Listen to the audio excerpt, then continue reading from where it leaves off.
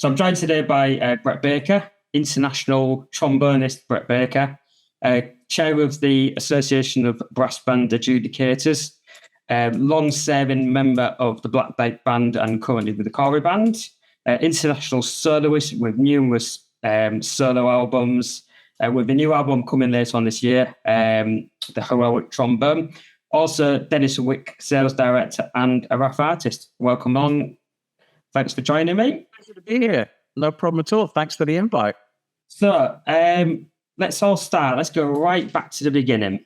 So where did it all start? When did you pick up, was trombone your first brass instrument? When did you first discover brass banding? Yeah, my father was a trombone player in the Monmouthshire Royal Engineers, which was a territorial army band. That was back in the 70s. His people that I've met since then said he sounded like a chainsaw. So he was self-taught. He seemed to quite enjoy it. He's a great singer. He's got a wonderful voice, several octaves, and until recently was singing in a male voice choir. So that's down in the Forest of Dean. And my father is very much into sport. He loves his rugby and cricket, things like that. And there's not a lot to do in the Forest of Dean other than play football, rugby, cricket, or play in a brass band. That's all there is. There's no, the cinema is miles away. The nearest big cities are Bristol and Cardiff, which are more than an hour away. And if you live in the Forest of Dean, you don't travel more than 10 minutes because that's like, you need a passport to go more than 10 minutes outside the Forest of Dean.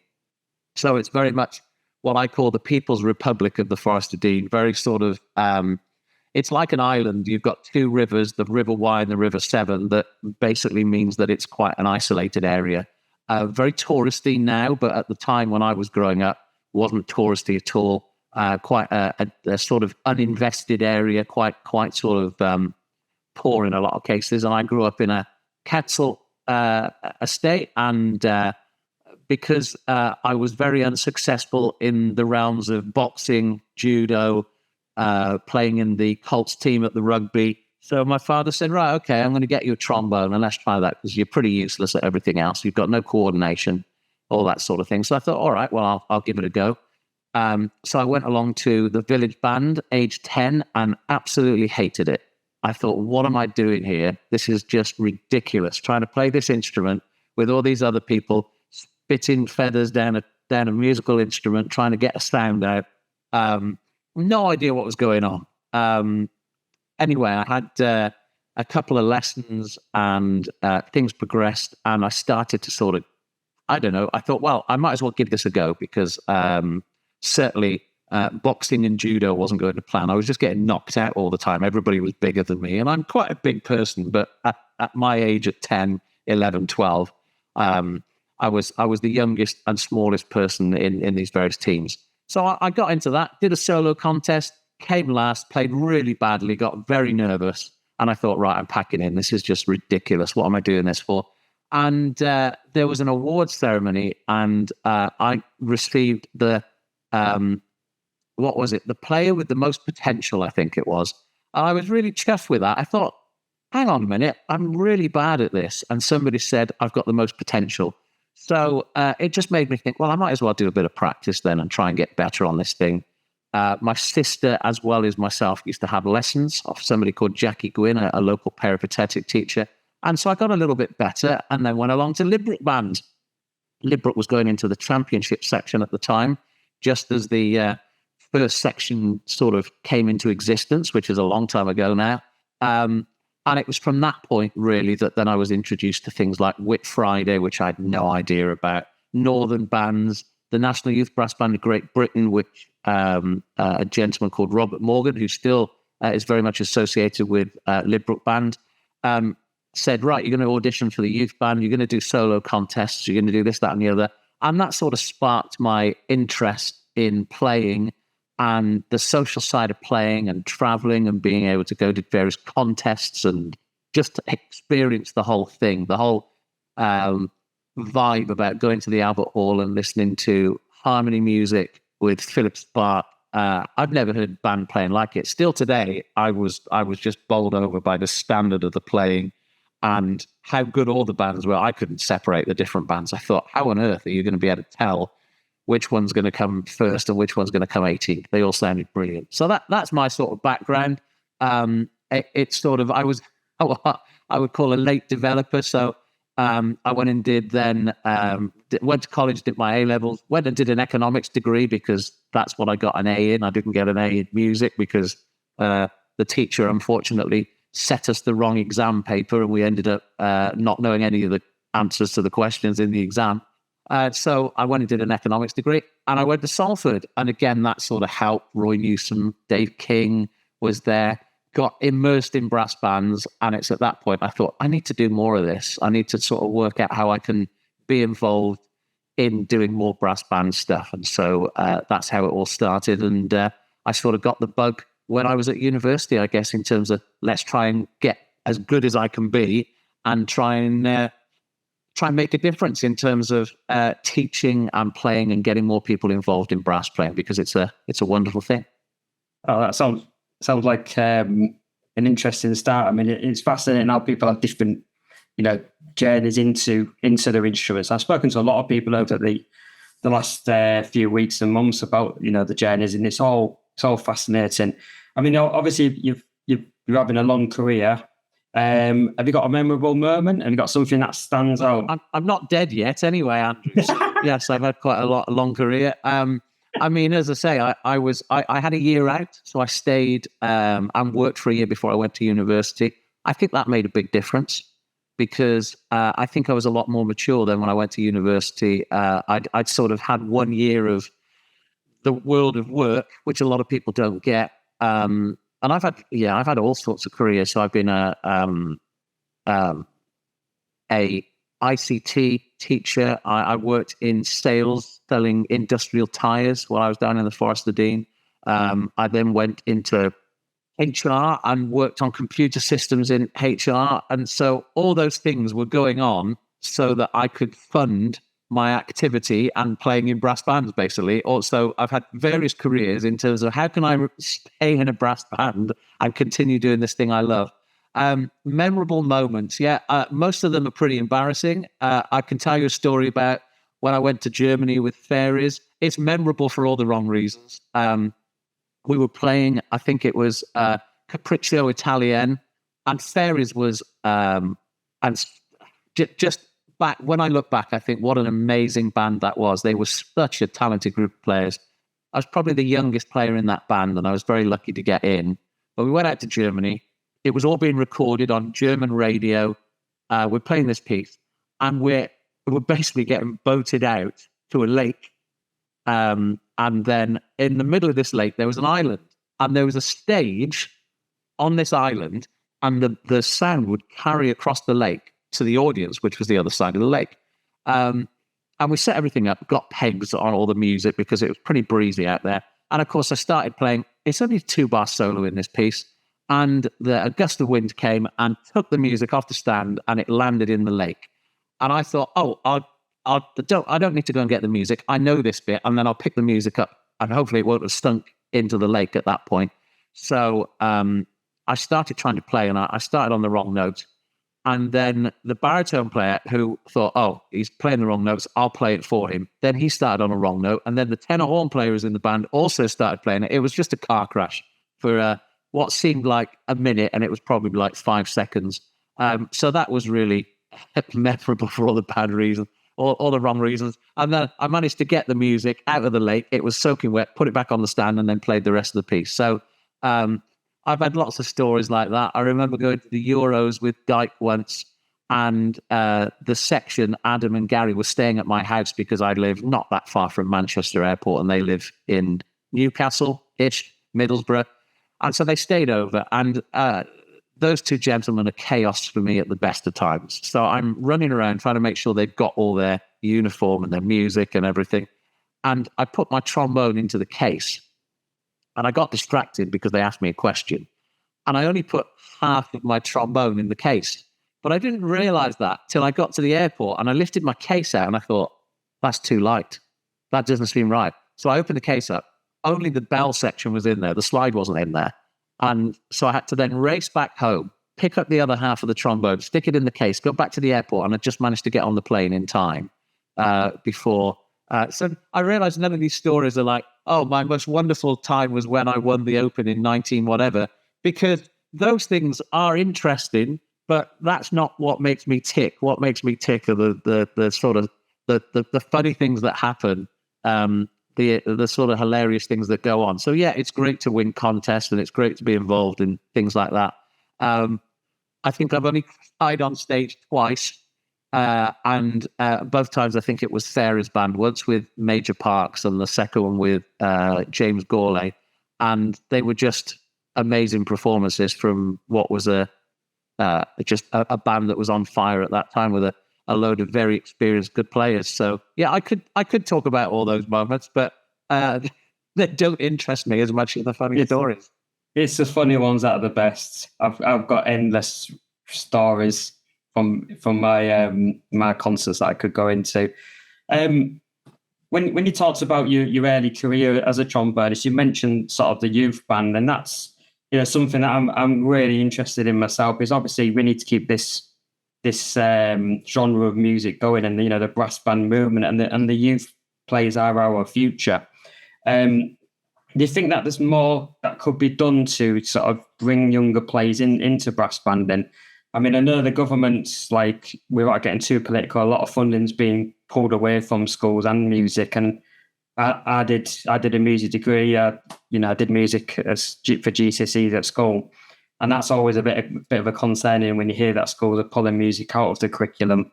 So what do you think that we need to do to sort of get more younger players, into playing brass instruments and into brass banding? It's a massive thing, isn't it? We're talking about a very, very big sea change.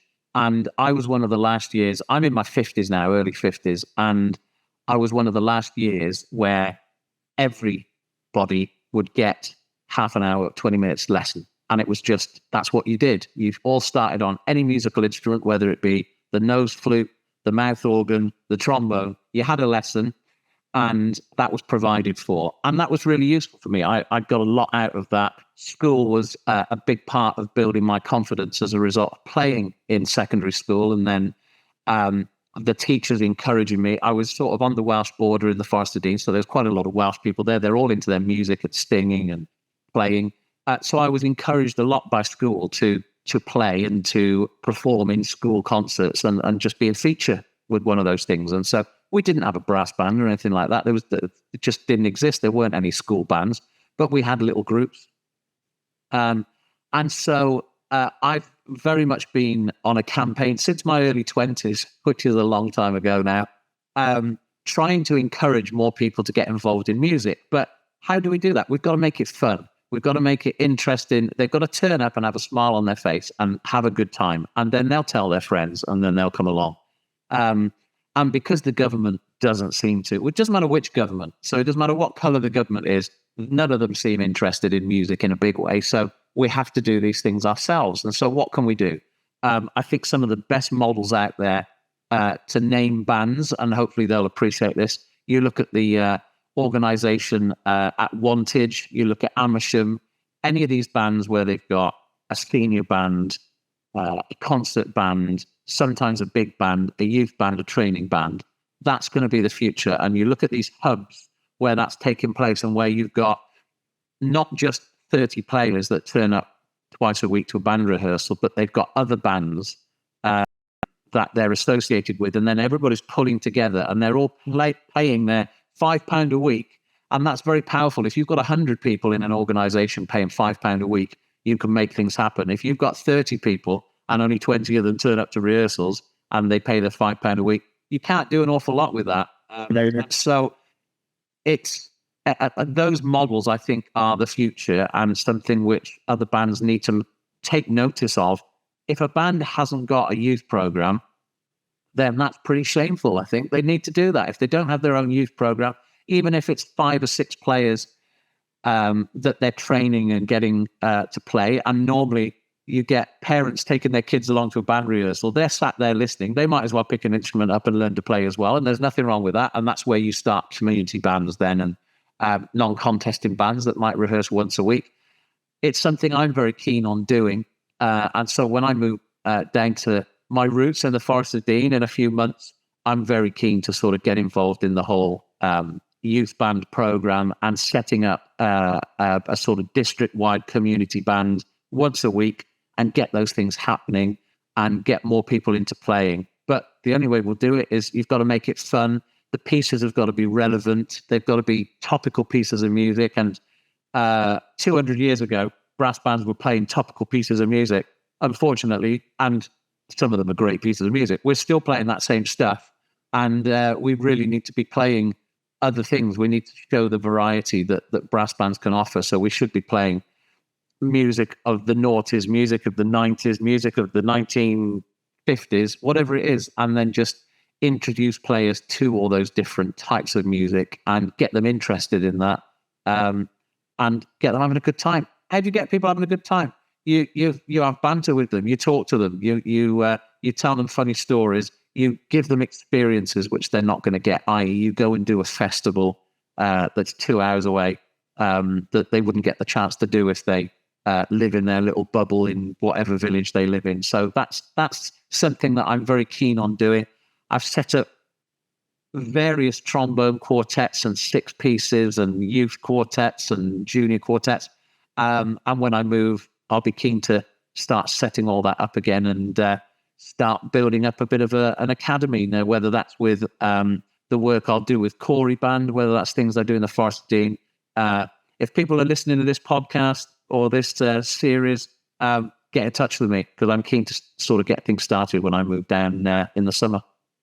Yeah, I mean, I think it's you're 100% right with trying to play music that's fun, because there are a lot of bands who they're stuck in their ways and they're not willing to engage with modern music. But the knock-on effect is if you play modern music, you're going to attract a different demographic of audience as well, who might think, "Oh, I used to play, I fancy taking it up again," and you'll get some maybe older players, but you're still getting people coming back.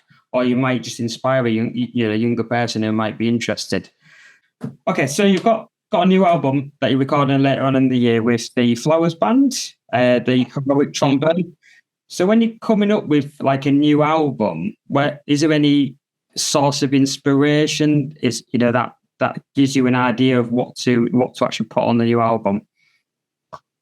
There's all sorts of things over the years. I mean, some people would say I've been more quantity than quality in terms of the things that I pushed out there. But I'm a big fan of getting composers to write for the instrument because I will constantly moan about the fact that I sit there playing long notes, listening to euphonium players play cadenzas all day long. And that's been my life for many, many years. So I'm a big fan of composers writing for trombone and brass band or trombone and wind band because there's plenty of repertoire out there now, but I've sort of pushed composers into writing pieces. I've got about 100 or so commissions now, and some of them are brilliant, and some of them are okay, and some of them are not so good. But the point is, there's more repertoire out there as a result now for the brass band trombonist, and there was probably, prior to me doing this 20 years ago, there wasn't an awful lot available. There wasn't much choice. So what inspires me on an album? Well, a lot of the time it's if somebody's written me a piece, then as a thank you, I like to record that piece of music for them. And so that tends to be the case. And so there's a lot of albums that particularly I've recorded with the likes of Flowers.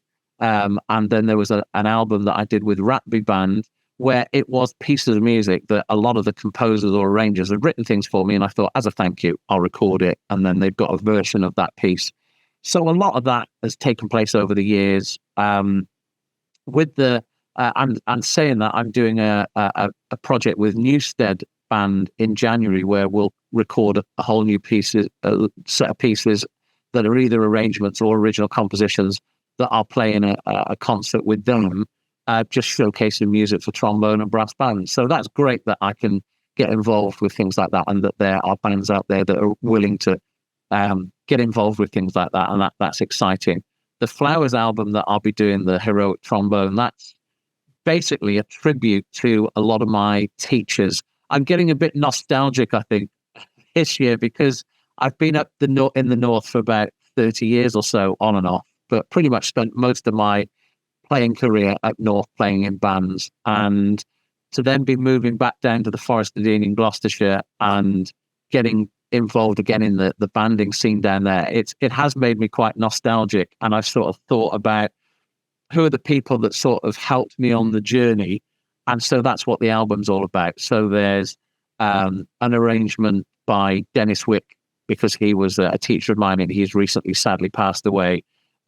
There's a piece by Christian Lindberg, because he was a big inspiration when I was growing up. There were only CDs of trombone soloists by Don Lusher and Christian Lindberg when I was growing up in the 80s, all those years ago.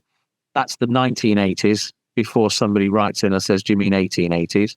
And so with that being the case, I'm putting a Don Lusher piece on there. I'll put a Christian Lindberg piece on there.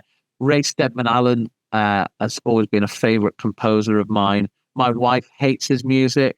Sorry to say that, but she does. She hates me practicing his pieces. I love his music. I think it's great.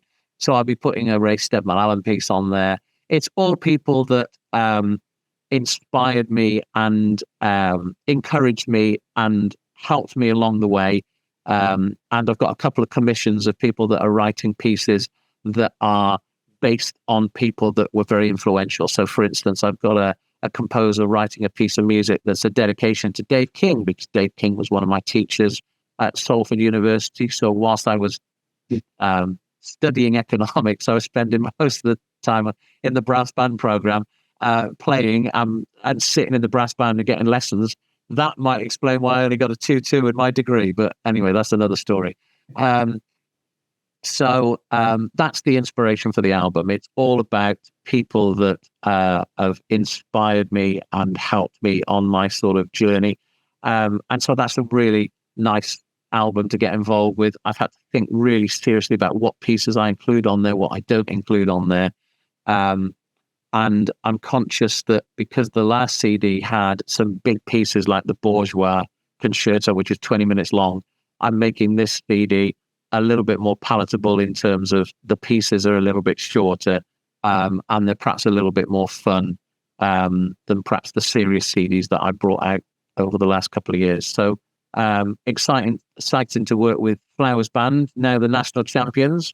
And I was saying when I did the recording with them over 18 months ago, how is it that this band hasn't won the Open or the Nationals? And then there we are. They got second at the Open. And then first the Nationals. Really good band, great band to work with, and they're keen to do a good job in whatever things that they get involved with. So that sounds exciting. So when's that looking to get released? Is it? I've no idea, to be honest. Whereas I used to be quite sort of keen to get CDs out as soon as possible. I'm going to take my time with it. We record in June. And then I would imagine I'll bring it out sort of around about the end of the year, November, December, might even bring it out in January. So it's something which, I won't try and rush. So I'll get it recorded. I think the move down south is going to take quite a bit of my energy, which will take place after the recording. And so then once that's all settled down, I'll look at getting it edited and it'll come out sort of the end of this year, I would think. That was exciting. So with clocks have gone back, we're now heading towards summer. So obviously we first met last year at the International Brass Band Summer School down in Swansea, and you're back there again this year to do some teaching and performing as well. But I've recently found out that you're going to be running your own sort of immersive workshops, really. So do you want to tell me a little bit about that? Yeah, I mean, so that's based on the fact that this is where I teach and where I practice. This is a converted garage within a house. When I moved down to the Forest of Dean, there's a converted garage down there, but I've also got, because most of my family is sort of from farming background, there's 7 acres behind the property that I'm moving into, which is my father's land. And there's some wonderful walks around there. And then there's another 38 acres where I've got a cabin in the middle of the woods, in the middle of nowhere, and it's got electricity and water and a kitchen. It's brilliant. So I thought to myself, how can I use this, and how can I sort of try and find a way in which people can have a different experience. So rather than just having one lesson every week or every 2 weeks for an hour where I then work on progress and we go through different pieces, I thought, what about just doing a weekend full of workshops where it's either an individual or an ensemble of, say, a quartet or a 5-piece group. And what I'll do is some coaching sessions on that weekend, where we'll talk about strategy, we'll talk about practice strategies, long-term aims, looking at mindfulness, looking at performance anxiety, how you get over those various aspects of performance anxiety, what things will help you in terms of building confidence.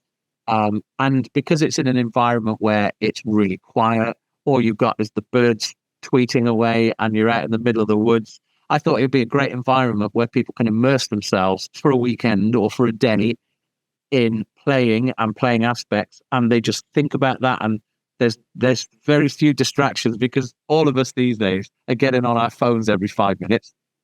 So there's none of that. You can't do that. You go there for a day.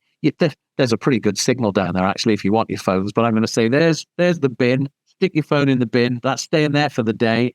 And then we're going to work on talking, discussing, listening to other players, working on strategies, working on techniques. It could be teaching techniques. It could be techniques to help you with calming yourself down when you're under pressure, all these sort of things, as well as looking at repertoire and various pieces, whether that be 6-piece, 5-piece music, trombone quartets, trombone solos. So that's my plan. And so I've had some inquiries already about that, but because I don't move down for a couple more months yet, it's going to be a while before I get everything set up so that that's possible. And it works because I've had the Black Duck Trombone Quartet being down there, and actually we've rehearsed down there a couple of times over the last couple of years. So I know that the neighbours are non-existent, so I won't get into trouble with that. And there is actually a barn where we can play outside if the weather's really nice, and the music and the sound of the quartet will just go down through the valley and you can hear it going up the other side, and it's a wonderful effect. So you never know, I might even have some music festivals there. I've got a plan to put some youth bands in a festival in the barn. It just means me ripping out a hedge to do that so that we can get an audience to be able to stick down in front of the barn. So that's my long-term plan. We'll see whether it happens or not. Sounds wonderful. So if people were actually interested, how would they find out more information? Just through your website?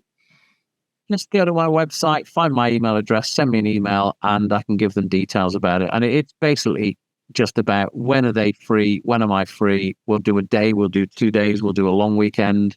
And I'm tailoring these things to people's personal needs, really. So if it's they want an hour session, then a break for an hour and another hour, or they can do 2-hour sessions, or they can do a 3-hour intense session and then they want 2 hours off. We can build it towards what they would like. But the idea is that it's like a boot camp where we'll just immerse them in various aspects of playing and repertoire and that sort of thing. And then they'll come out, hopefully, not only with lots of information and things to inspire them, but they'll also be refreshed because it's a very stress-free environment out there in the countryside.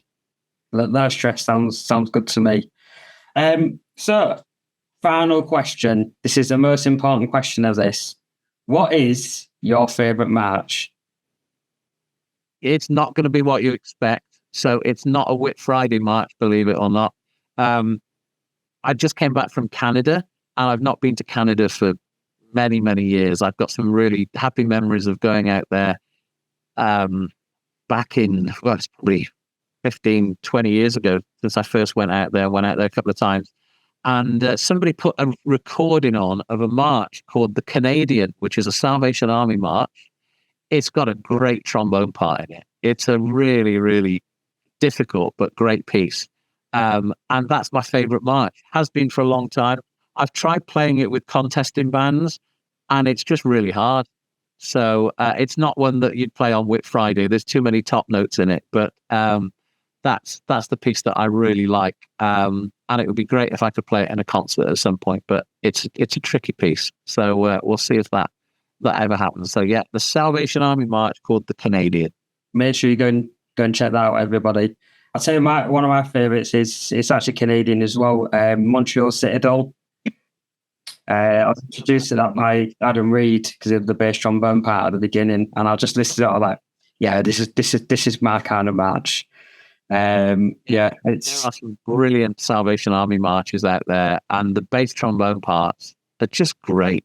You always get really good part. A lot of the contesting Whit Friday marches, you're basically there as background, and so so it's quite nice to have a lot to do, which is the case in a lot of the marches that have been published by the Salvation Army. So yeah, check that one out if you want something very different. You won't hear anything quite like it. It's a tricky piece. It's like an overture. It's a very long march. I will certainly have a listen. So thank you very much for joining me today. I do really appreciate it. If people need to know anything more, I'll put a link to your website, and then people can find out anything about your CDs and all your releases and stuff. So enjoy the rest of your day. Thank you very much. Thank you, Andrew. A great pleasure to talk to you, and keep up the good work. It's great that you're doing this stuff. Thanks very much.